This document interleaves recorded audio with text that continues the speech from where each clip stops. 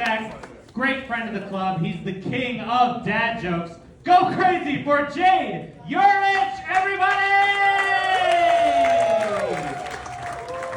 Yeah!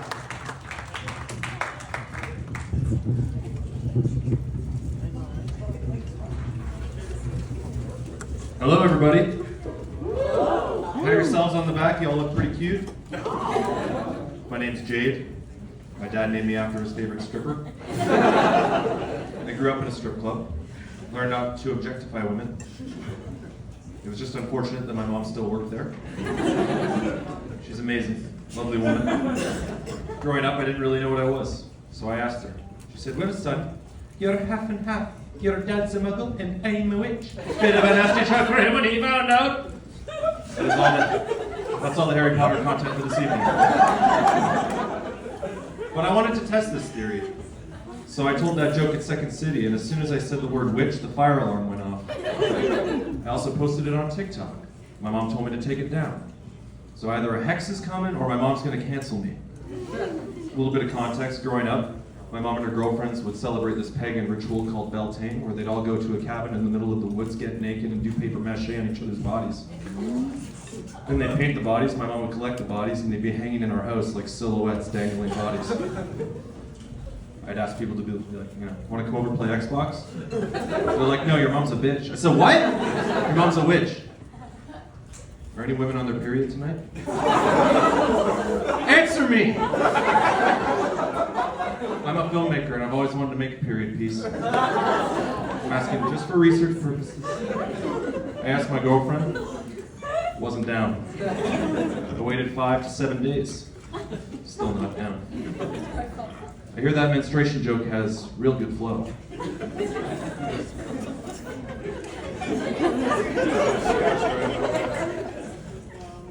My girlfriend's been a little apprehensive about me doing stand-up. She doesn't think I'm funny.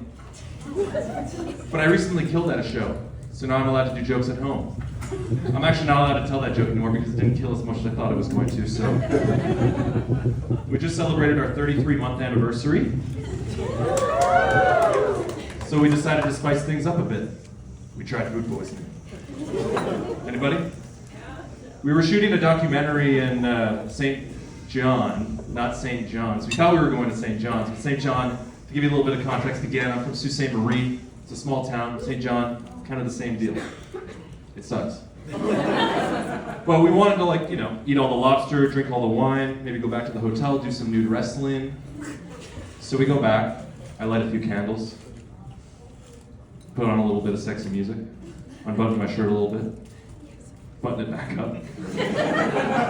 She comes out of the bathroom wearing full lingerie. I'm talking lace. I put on our favorite pregame movie on the bed. Blade. Period piece, am I right? We start to, and I start to sweat profusely. Well, I always start to sweat profusely. But she starts to sweat too, so I go to the bathroom, I gotta puke. Something's going on, I feel all cold. She hears me puking, she comes in and starts puking, and we spend the next 8 hours puking, shitting, peeing, crying, not coming, together, but together. Holding hands. And in that moment I knew she also had food poisoning. And that she was the one, obviously.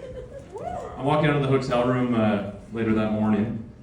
Some guy walks up to me, he's like, "Hey, brother, saw you and your wife walking out of that room over there. Just wanted to let you know, we were in the room right next to you and we heard you guys going at it. We were going stroke for stroke." And that's when I decided to move to St. John, so see ya!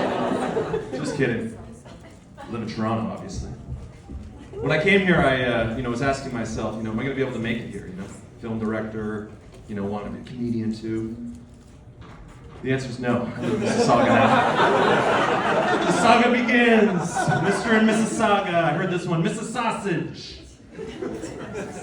I live with some wonderful roommates. Well, actually, they're my Filipino in-laws. I don't want to make any jokes against them. They're lovely people. Okay, fine. Food culture with them is like their major love language. And, it's like, I'll be saying to them, I'm like, okay, I'm going out for dinner. They're like, eat. I'm eating. They're like, eat.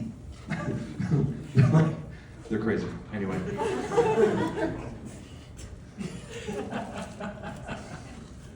I recently got my girlfriend to take a pregnancy test, but also a COVID test.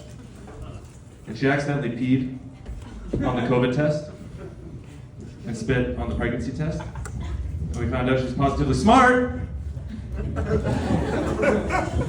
She thinks I'm a little narcissistic, self-absorbed, and that I only care about myself. I don't know about you, but that sounds like her problem. I'm great. I work in the film industry, and I work with a lot of different craftsmen, a lot of different types of roles, technicians and such. One of them is called colorists. They go in and they like beautify the image, change it up, mix up the levels, do a bunch of tweaks, up, down, left, right, center, center. But they use this really archaic lingo that just kind of turns me off. They'll say things like, "We're gonna crush the blacks and raise the whites." Anyways, I just found myself very uncomfortable, full of a room of people of color. They just all happen to be white.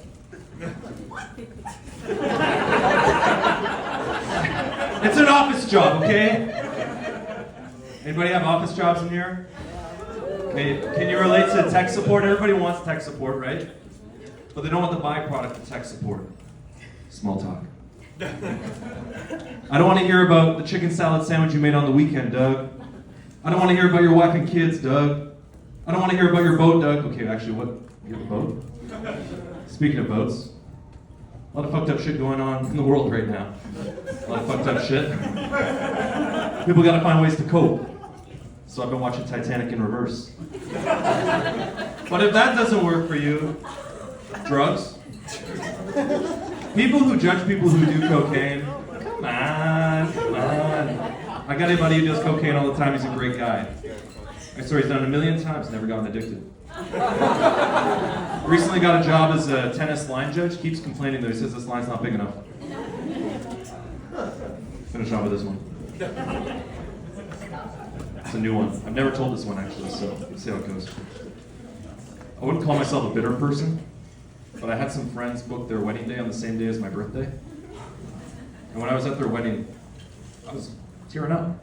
Someone walked up to me and said, "Oh, are you crying for the couple?" I'm like, "No, I'm crying because not all the attention is on me." Right before they were about to say "I do," I stood up and I said, "I object! This wedding should be on a different day!"